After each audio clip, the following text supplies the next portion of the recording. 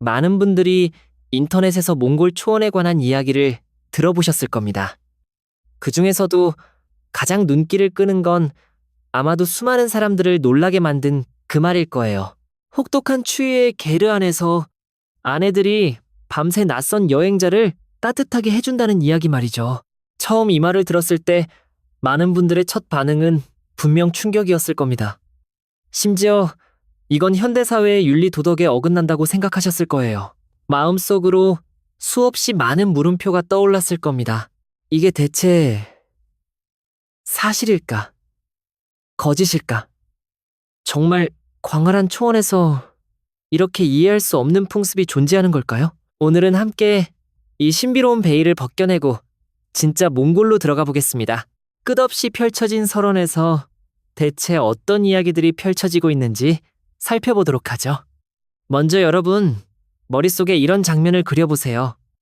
긴 겨울이 시작되면 몽골 고원은 순백색의 얼음과 눈의 세계로 변합니다.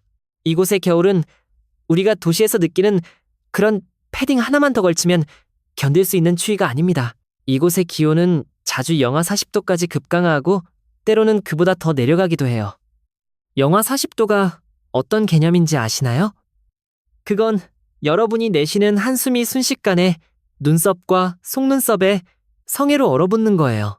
뜨거운 물 한 컵을 공중으로 뿌리면 물방울이 땅에 떨어지는 순간 얼음 결정으로 변해버리는 거죠. 이런 극한의 환경에서 광풍은 마치 보이지 않는 얼음 칼날처럼 휘몰아치며 황량한 초원을 가로지릅니다. 바람을 막아줄 높은 건물도 없고 언제든 틀 수 있는 현대적인 난방시설도 없어요. 사방은 끝없는 백색으로 하늘과 땅의 경계를 구분할 수 없고 심지어 방향조차 가늠하기 어렵습니다. 만약 이런 상황에서 한 사람이 홀로 황야를 걷다가 길을 잃거나 갑작스런 눈보라를 만난다면 그건 거의 저승사자의 문턱에 한 발을 딛는 것과 마찬가지예요. 대자연의 잔혹함은 이럴 때 여지없이 드러나고 인간의 생명은 눈보라 앞에서 너무나 작고 연약해 보입니다. 여러분, 잠시 그 상황에 자신을 대입해보세요. 당신은 눈보라 속에서 길을 잃은 여행자입니다. 주변에는 어떤 생명의 흔적도 없어요. 손발은 이미 얼어서 감각을 잃었고 체력은 혹한에 의해 조금씩 빠져나가고 있습니다.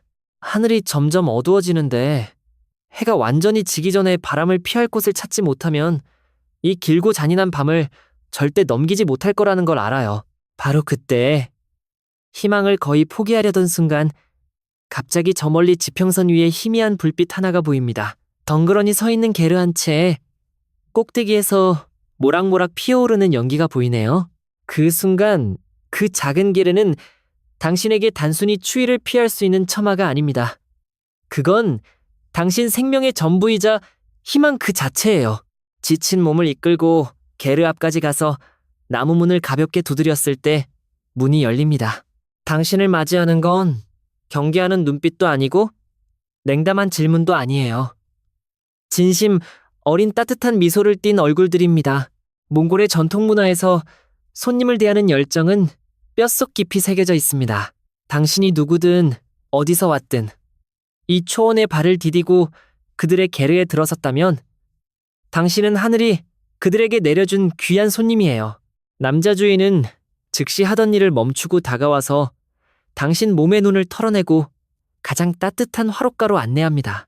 여자 주인은 바로 김이 모락모락 나는 수태차 한 그릇을 당신 앞에 내밀죠. 이 수태차 한 그릇을 우습게 보지 마세요. 혹독한 추위의 초원에서 이건 생명을 구하는 감로수입니다. 진하게 우려낸 벽돌차에 신선한 우유와 약간의 소금을 넣은 이 차는 당신 몸속의 한기를 빠르게 몰아낼 뿐만 아니라 잃어버린 염분과 체력을 보충해줍니다. 여주인이 밀크티를 끓일 때의 솜씨는 능숙하면서도 의식처럼 정성스러워요. 뜨거운 김이 게르 안에 퍼지면서 진한 우유향을 풍깁니다. 이어서 여주인은 큼지막한 삶은 양고기와 직접 만든 유피자, 유두부를 내놓습니다. 그들은 돈을 얼마나 낼 거냐고 묻지 않고 언제 떠날 거냐고 묻지도 않아요. 그들이 관심 있는 건 오직 당신이 배부르게 먹었는지 따뜻하게 입었는지 뿐입니다. 이런 대가를 바라지 않는 순수한 선의는 물질 만능주의가 횡행하는 오늘날 사회에서 너무나 귀하고 또 감동적으로 느껴집니다. 그럼 처음에 언급했던 그 충격적인 소문으로 돌아가 볼까요? 아내들이 정말 밤새 낯선 여행자를 따뜻하게 해주는 걸까요? 이게 대체 어떻게 된 일일까요? 사실 이 소문 뒤에는 거대한 문화적 오해와 가슴 아프지만 동시에 위대한 생존의 지혜가 숨어 있습니다. 알아두셔야 할 건 전통 깨르의 면적은 그리 크지 않다는 겁니다. 보통 20, 30제곱미터 정도밖에 안 돼요. 이 제한된 공간 안에서 온 가족의 생활은 물론 각종 생활 물자까지 보관해야 합니다. 게르 한가운데는 신성한 화로가 있어요. 이게 온 가정의 열원입니다. 밤에 잠을 잘 때는 온 가족이 화로를 중심으로 펠트와 이불을 펼칩니다. 낯선 손님이 찾아왔는데 악천후로 떠날 수 없어서 반드시 묵어야 할 때 주인들은 심각한 시험대에 놓이게 됩니다. 눈보라 속에서 거의 얼어 죽을 뻔한 이 손님이 어떻게 하면 이 긴 추운 밤을 살아서 넘길 수 있을까 하는 거죠.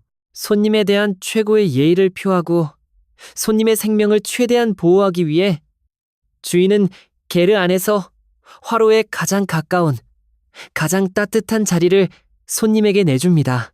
그뿐만 아니라 집에서 가장 두툼하고 보온성이 좋은 가죽 담요와 양모 이불을 모두 꺼내어 손님에게 덮어줍니다.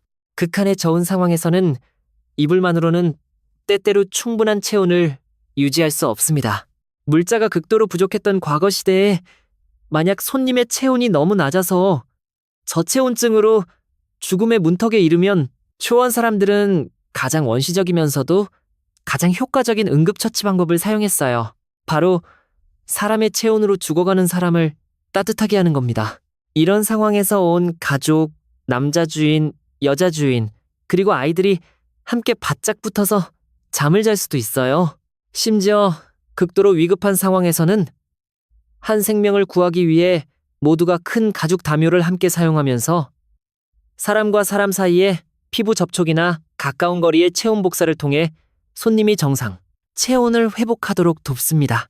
이건 외부의 어떤 사람들이 색안경을 끼고 상상하는 그런 추잡한 남녀관계나 윤리에 어긋나는 처첩 풍습 같은 게 전혀 아닙니다. 이건 생사의 기로에서 인간이 동료 인간에게 보여주는 가장 무사심하고 가장 숭고한 구원이에요. 영하 수십 도에서 언제든 사람이 얼어 죽을 수 있는 절체절명의 순간에 아무도 세속적인 잡념을 떠올릴 여유가 없습니다. 모두의 머릿속에 있는 단 하나의 생각은 이겁니다. 그를 죽게 할 수 없다. 반드시 살려내야 한다. 외부의 소문들은 대부분 설원을 한 번도 밟아본 적 없고 생사의 시험을 겪어본 적 없는 구계자들이 자신들의 편협한 시각과 저속한 상상력으로 초원 사람들의 생존 지혜와 순박한 인간성을 심하게 왜곡하고 모독한 겁니다. 극한의 혹한 앞에서 생존은 제일 법칙이고 서로 체온을 나누는 건 인류의 유전자에 새겨진 본능입니다.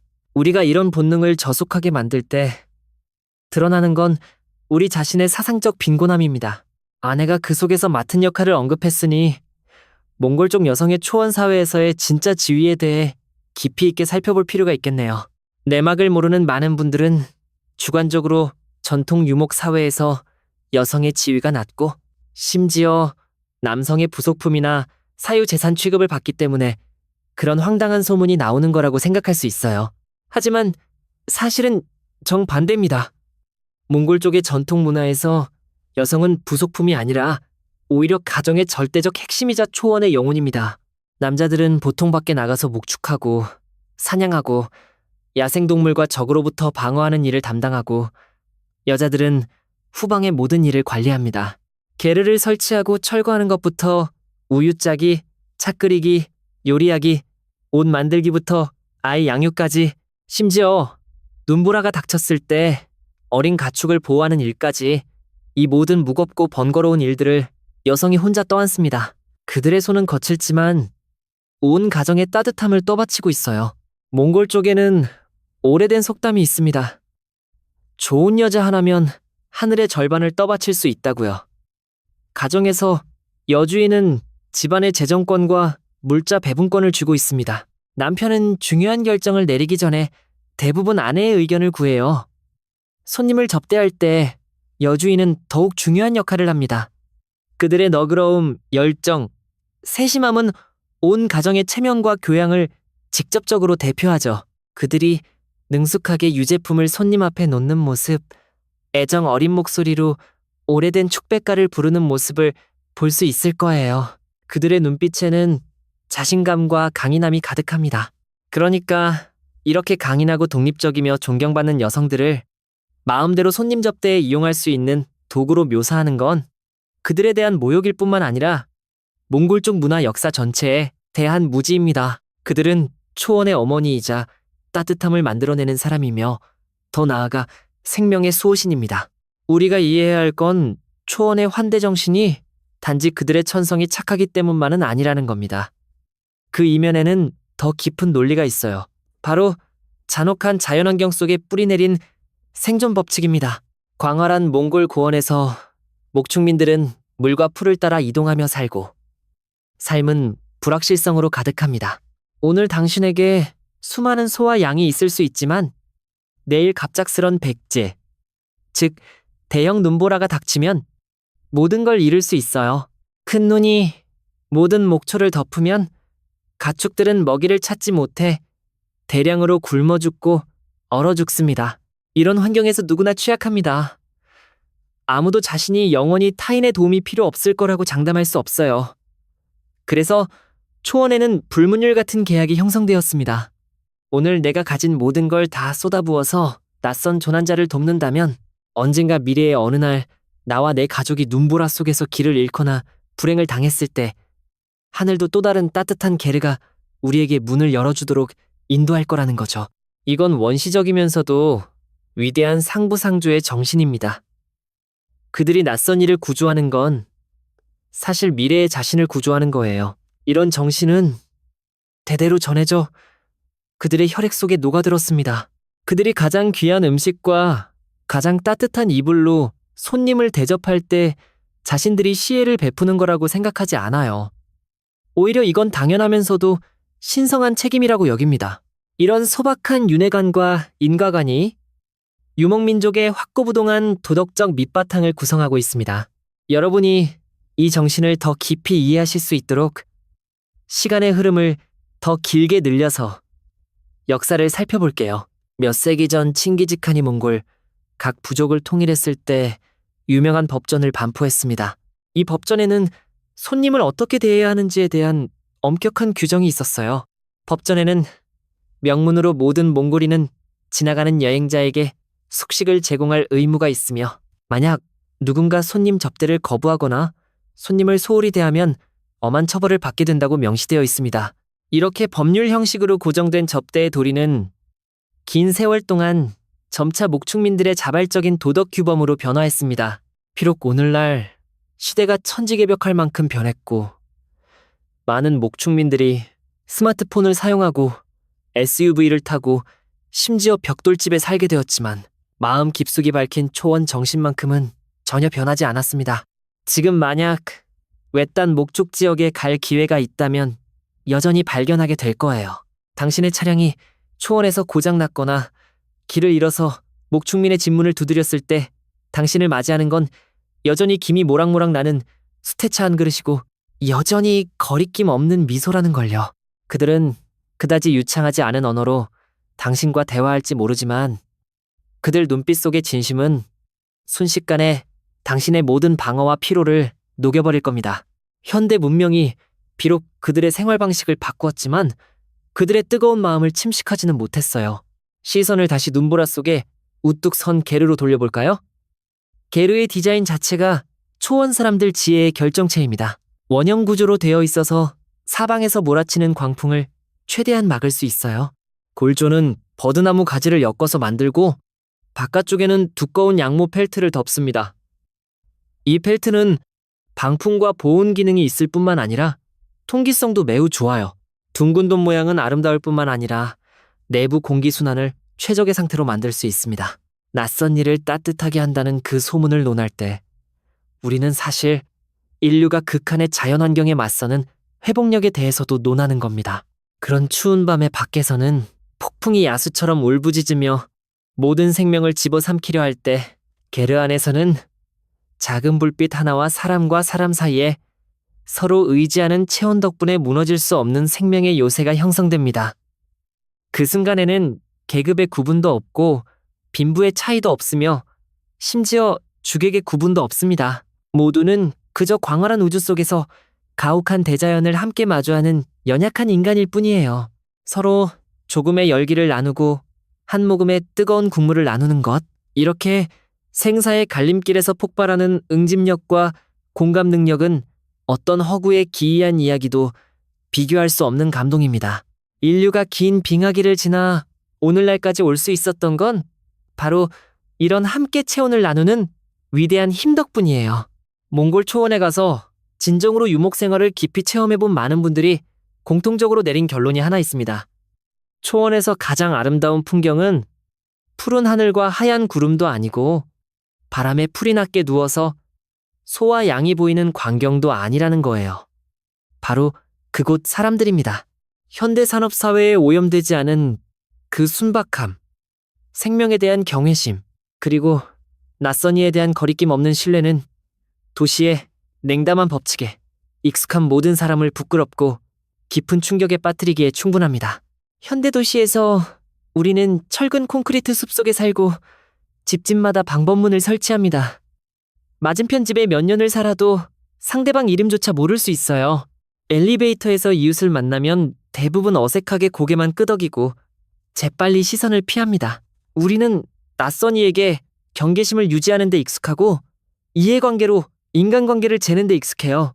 속을까봐, 상처받을까봐 두려워서 우리는 마음을 꽁꽁 잠가버립니다. 그래서 현대 문명에 둘러싸인 우리 같은 사람들이 초원에서 일어나는 이야기를 들었을 때 가장 먼저 떠올리는 건 인간성의 빛이 아니라 우리 자신의 어두운 면으로 추측하고 곡해하는 겁니다. 아내들에 관한 그 소문이 바로 이런 곡해의 전형적인 예입니다.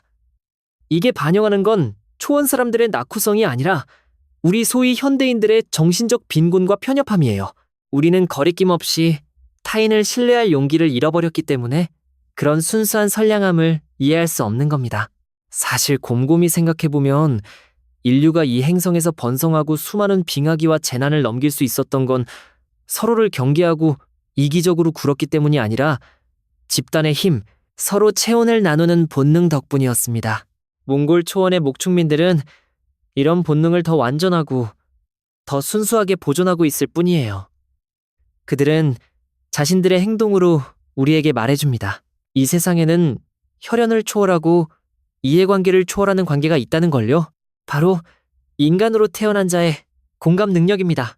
그 긴긴 밤이 마침내 지나가고 새벽의 여명이 하늘을 가르며 눈보라가 천천히 그칠 때 구조받은 손님이 따뜻한 이불 속에서 깨어나 햇빛 시계를 꼭대기의 천창을 통해 바닥에 쏟아지는 걸 보는 순간 그가 느끼는 건 절대 단순히 구사일생의 다행만은 아닙니다.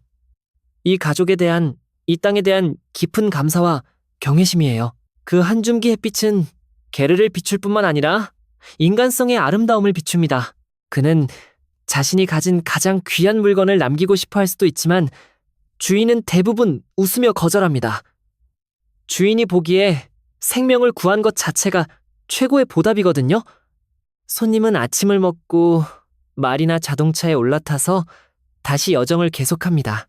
그리고 이 가족은 다시 평범하면서도 위대한 일상생활로 돌아가 계속 목축하고 생활하며 눈보라 속에서 문을 두드릴 다음 낯선 일을 기다립니다. 이게 진짜 몽골입니다. 이게 진짜 초원의 풍경이에요. 여기에는 사람들의 이목을 끌기 위한 저속한 풍습 같은 건 없고 오직 극한의 환경에서 단련되어 나온 금 같은 마음만이 있습니다. 이곳의 바람은 차갑지만 이곳의 인정은 따뜻해요. 이곳의 생존 조건은 가혹하지만 이곳의 영혼은 비할 데 없이 자유롭고 고귀합니다. 그들은 가장 소박한 방식으로 인류의 가장 위대한 박이를 보여줍니다. 여러분, 우리가 그 황당한 소문의 겉옷을 벗겨내고 사물의 진실한 내면을 볼 때 우리가 얻는 건 지식만이 아니라 마음의 세례입니다. 오늘 이 이야기가 여러분이 몽골 초원과 유목민족 문화에 대해 완전히 새롭고 올바른 인식을 갖게 하길 바랍니다. 그리고 우리가 앞으로의 삶에서 어디에 있든 어떤 겨울을 마주하든 마음속 깊은 곳에 타인에 대한 선의와 따뜻함을 간직할 수 있기를 바랍니다. 왜냐하면 당신은 절대 모르니까요. 당신이 무심코 건넨 불씨 하나가 누구의 온 세상을 밝힐지 말이에요. 끝까지 들어주셔서 정말 감사합니다. 어느새 이렇게 많은 이야기를 나눴네요. 진짜 초원의 이야기를 들으시고 나서 마음속에 어떤 감회가 드시나요? 아래 댓글창에 여러분의 생각을 공유해 주시면 정말 기쁠 것 같아요. 제 콘텐츠가 마음에 드셨다면 좋아요와 구독 잊지 마시고 친구들에게도 공유해 주세요. 저에게 정말 큰 힘이 됩니다. 그럼 다음 영상에서 또 만나요. 모두 따뜻하고 아름다운 하루 보내세요.